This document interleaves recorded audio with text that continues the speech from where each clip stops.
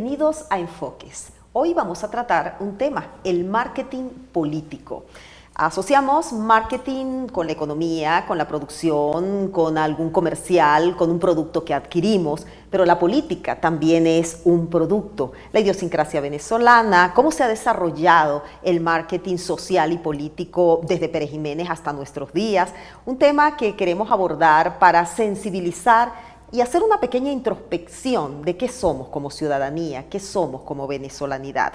Nos acompaña la profesora Carolina Guerrero, de la Facultad de Ciencias Económicas y Sociales, y nos va a apoyar a través de un trabajo de investigación que realizó e incluso presentó en las fases para conocer nuestra realidad. Todo tiene una razón de ser, una consecuencia, un porqué. Y eso es lo que queremos vislumbrar en este corto tiempo, aunque sea con grandes rasgos. Bienvenida, gracias por aceptar la invitación. Bueno, muchísimas gracias por la oportunidad de estar aquí y bueno, manifestar, compartir estas ideas. El marketing político. En su estudio usted hace una consecuencia histórica de cómo ha sido el comportamiento venezolano desde Pérez Jiménez. Tenemos el espacio de la Cuarta República, como la denominó este gobierno o el socialismo del siglo XXI con la herencia de Chávez, la fase de Chávez y ahora la situación actual. Cómo funcionó, cómo ha sido ese marketing, qué valores y cómo ha ido cambiando los bemoles que ha tenido a través de sus circunstancias, especialmente económicas y también políticas. Ok, bueno, en primer lugar es muy importante enmarcar estas respuestas en función de que es una investigación y ha mostrado unos avances, ¿ok? Esta es una investigación que se está haciendo con una metodología que es cualitativa, algo que en el ámbito económico no estamos muy acostumbrados en nuestro país. ¿Qué he hecho?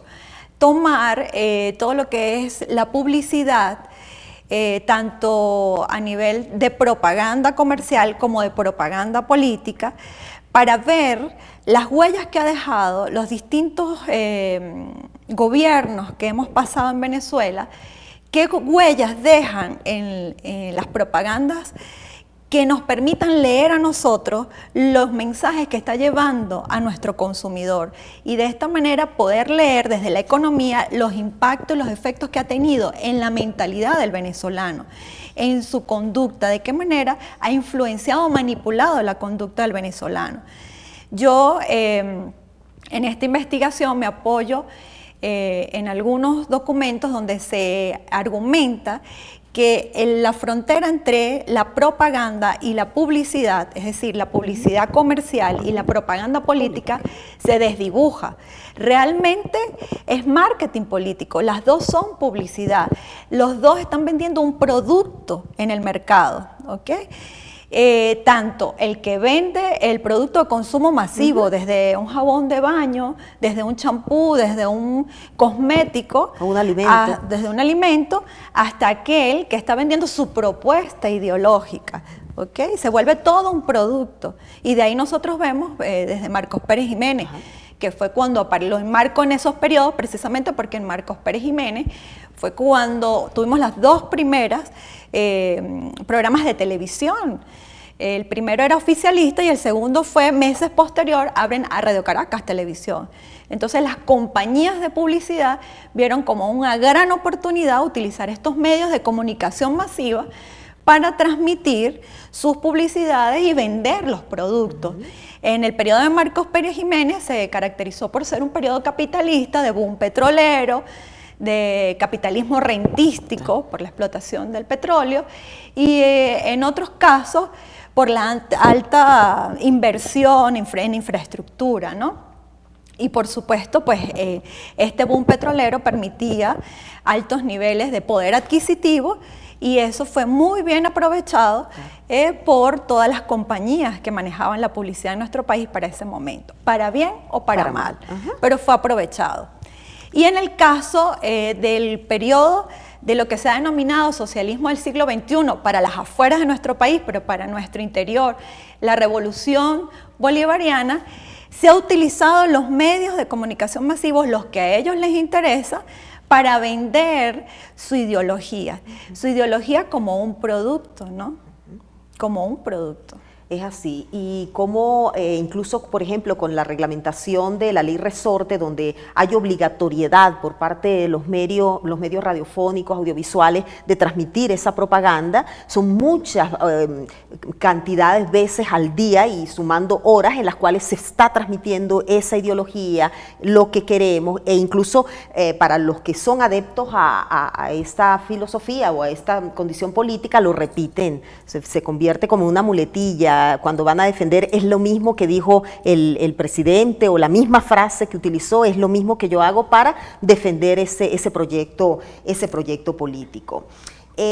Briceño Guerrero, el gran profesor holandino que ya partió, pero que dejó muchísima huella en producción, en estudios, un ser humano de verdad muy competente al cual admiramos. Vamos a leer una frase, es un poquito largo, pero nos define desde el año 2000, me decías, el libro La filosofía fue... Este libro se escribió por primera vez, salió su primera edición cerca de los años 70. Imagínense, para el 70. Y luego posteriormente vamos a leer otro más contemporáneo, 2015, de una psicólogo social.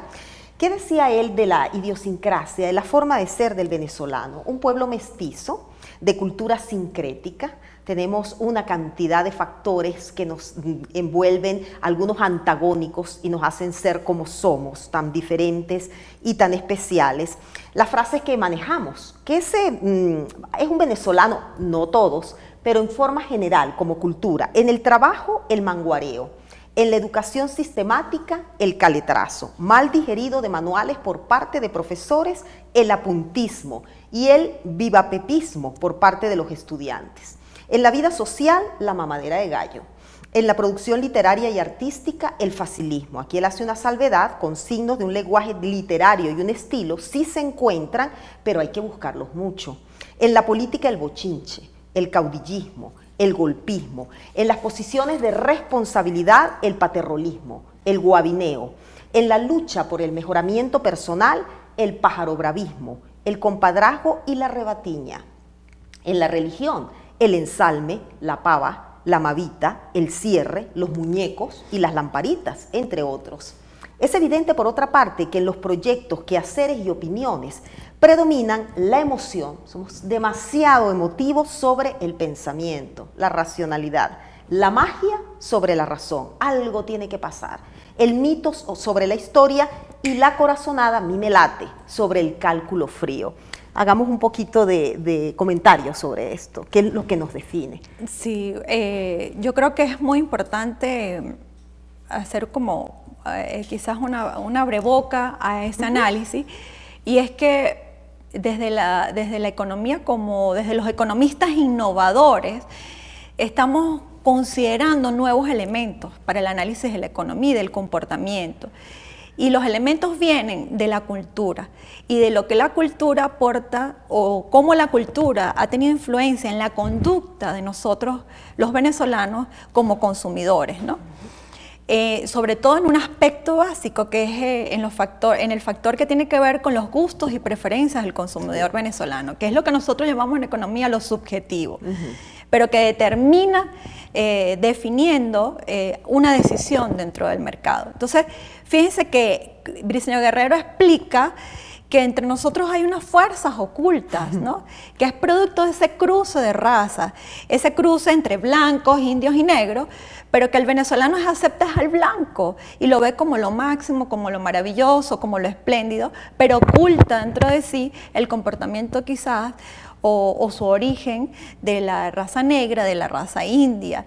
Y quizás él, en esta propuesta que hace en su libro de qué es la filosofía, él manifiesta que mientras no aceptemos esos orígenes de nosotros, vamos a seguir en contradicción, vamos a andar perdidos, y mientras andemos perdidos sin saber quiénes somos, pues se seguirán manifestando en nuestro entorno, en nuestra vida, ese tipo de antivalores, porque no me reconozco, porque no me acepto, y mientras no me reconozca y no me acepte, pues no puede salir de mí lo mejor que hay en mí, que lo necesitamos muchísimo en este momento, porque como hemos venido conversando, si bien es cierto que el mercado y la sociedad está esperando una señal de cambio que viene desde arriba, que esperamos que sea un cambio de gobierno para mandar una señal distinta al exterior, al mundo, para abrirnos, para abrir los mercados, es necesario también para que ese cambio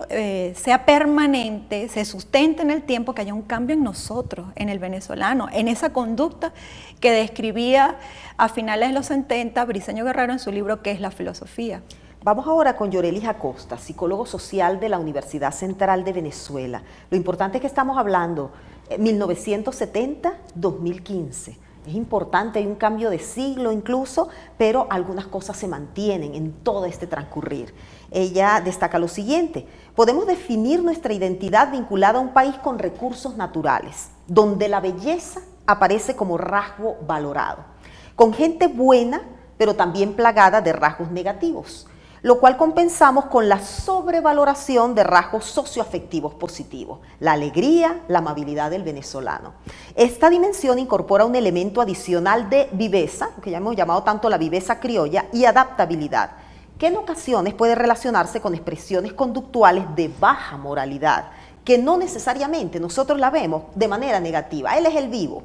Por otra parte, los grandes ausentes son las dimensiones de competencia para el trabajo, eso de ser el mejor en el trabajo, y la moralidad, fundamentales ¿para qué? Para un desarrollo tanto como ciudadanos, como personas y como país. 1970-2015, dos análisis. Interesante que este último análisis es un estudio que se hizo a nivel de Latinoamérica, es una réplica de estudios que se hicieron previos y en años de 1980, y se quiso ver 35 años después cómo se ve el venezolano, y ese es el resultado, cómo nos vemos hoy en día, con una baja moralidad y con bajos niveles de competencia. Incluso, no sé, pero por las situaciones de delincuencia, todas las cifras negras y algunas incluso ocultas, porque no es un país que está dando cifras, que está dando información en ningún área, ni económica, ni social, ni de salud, ni eso ustedes lo manejan también como economistas. La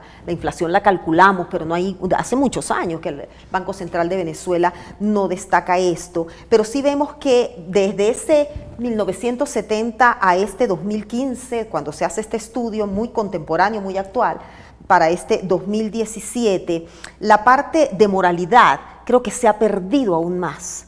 Yo noto que hay como una descomposición aún más. Incluso decía, no, la gente antes no había esa rebatiña, ya ahora son cosas de carácter público, cable, ya no es solo lo personal, el atraco a otra persona, sino a la comunidad, al bien común, a una cosa que también yo la voy a necesitar, porque si me robé un cable de la luz, igual yo voy a pasar algún día por esa calle y también la voy a conseguir oscura y también me pueden atracar. O sea, ¿cómo ha bajado eso, no? La moralidad a niveles de verdad bastante preocupantes. Eso es correcto, y yo creo que nosotros desde la economía tenemos que abrir el ángulo de visión e incorporar en nuestros análisis, en nuestros estudios, en los diseños de política, considerar todo este tipo de elementos, porque para que una política sea exitosa tiene que contar con el apoyo y el respaldo, la credibilidad de los ciudadanos a los que va dirigida esa política. Pero si ese ciudadano está deformado, si ese ciudadano además no tiene la autoestima suficiente para soportar, por ejemplo, un paquete de ajuste, cualquier política que se implemente no va a funcionar. Entonces es muy importante que nosotros, desde el punto de vista económico, nosotros tomemos en consideración todos estos elementos en el diseño de políticas, para que tengamos políticas efectivas. Pero más allá de lo macro, porque esto es en el ámbito macro, más allá de lo macro, nosotros tenemos que considerar como venezolanos qué hacer, porque tenemos que mirar ahora hacia adentro. Si bien es cierto que hay un Estado que es responsable de lo que estamos viviendo hoy en día, de lo que hemos venido acumulando, también es cierto que tenemos nosotros como ciudadanos una responsabilidad compartida. Porque ese Estado aumentó el populismo y el paternalismo, lo exacerbó. Eso es correcto. Entonces, yo me crié en un papá Estado, hablando en términos generales como venezolano. Entonces, ese niño no ha madurado, no ha abierto sus alas, no ha revisado en su interior cuáles son las herramientas que tiene para enfrentar el día a día, para ser positivo, para irradiar esa positividad en su entorno a través del trabajo, a través del emprendimiento. Entonces, ¿cómo hacemos para que el venezolano mire dentro de sí, acepte lo que hay dentro de sí, saque dentro de sí los dones que tiene, sus competencias y las ponga al servicio del entorno que le rodea de la manera más positiva y productiva posible, para que de esta manera logremos que desde lo de arriba, desde que se irradia en el momento que ocurra un cambio en nuestro país, pueda ese cambio sostenerse en el tiempo, porque necesitamos un trabajo mancomunado, claro. Arriba a nivel de Estado y abajo a nivel de los ciudadanos, que converjan, hayan sinergias que permitan que nosotros avancemos hacia un progreso, hacia una Venezuela que todos queremos otra vez, de oportunidades, pero esta vez distinto. Con méritos. No es volver a la Venezuela del pasado. Es mejorarla aún más. Tenemos que cambiar de mentalidad, tenemos que lograr el cambio de mentalidad. Nosotros tenemos que desprendernos del Estado, como papá Estado, soltar, cortar ese cordón umbilical, asumir nuestra responsabilidad como ciudadanos, dar lo mejor de nosotros, darnos cuenta que las acciones que emprendamos en el entorno donde nos encontremos van a tener una consecuencia. Y tenemos que procurar que esa consecuencia sea lo más positiva posible.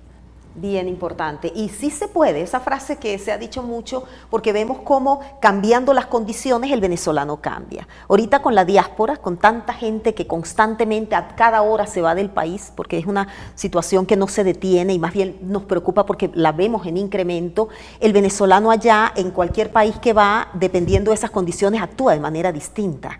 Allí es más trabajador, allí es más disciplinado, se puede esforzar más, allí el estatus incluso ya no le interesa porque quiere comenzar desde abajo porque es la oportunidad que le han dado. Entonces, si cambiamos un entorno, pudiera cambiar el venezolano aquí en Venezuela, no en otro país. Eso es correcto. Fíjense que está la idea de que soltamos a papá Estado, nos hacemos responsables de nosotros mismos y comenzamos a sacar todo ese conjunto de virtudes, de habilidades en pos de salir adelante, ¿no? Entonces esa es la madurez que estamos buscando en el venezolano. Esa es la madurez que el venezolano tiene que buscar dentro de sí mismo. Ya con mayoría de edad, porque la situación que se asume en muchas condiciones es infantil, completamente. Exacto, entonces volviendo a nuestro tema del marketing político, ese venezolano que toma conciencia de sus acciones tiene que discernir, debemos discernir lo que nos están vendiendo a través de los distintos medios de comunicación masivos. ¿Qué es lo que me están vendiendo? ¿Me identifico realmente con lo que me están vendiendo? ¿Qué es lo que me están diciendo? ¿Para dónde voy yo con eso que me están vendiendo? ¿Me interesa realmente ese producto? Esa es una reflexión que debemos hacer, que implica mucha madurez, definitivamente, que no es sencilla, no es fácil, pero por algo hay que comenzar. No vemos que este cambio pueda ser de manera contundente, es decir, al 100%, pero sí hay que comenzar y dar valores y dar muestras también de cómo se logra, ¿no? Recientemente, pues con el milagro japonés y la presencia del embajador de Japón acá en Mérida por primera vez, pues se hablaba de eso, son modelajes, si bien no somos japoneses ni pensamos como ellos, pero sí se pueden tomar puntos de inspiración para lograr cambios fundamentales que determinan desde nuestra salud mental hasta nuestra salud física y prosperidad. Total, total. Esa ponencia del embajador japonés en nuestra Facultad de Economía fue una oportunidad maravillosa de tener allí mismo un testigo viviente directo de lo que implican valores. El valor de la disciplina, el valor de la responsabilidad, del optimismo, el tener fe, el creernos capaces de que sí puede haber un cambio, que sí puede haber un cambio de mentalidad que apoye el cambio que se viva en la experiencia política, ¿no? Entonces, definitivamente sí se puede, sí se puede. Y si trabajamos en conjunto con esa responsabilidad, con esa madurez, seguro que el cambio va a ser pronto y se va a sostener en el tiempo. Con esa frase nos quedamos, sí se puede, optimismo, fe, confianza y por supuesto mucho trabajo. Gracias por esta posibilidad de haber llegado hasta ustedes y será hasta una próxima oportunidad.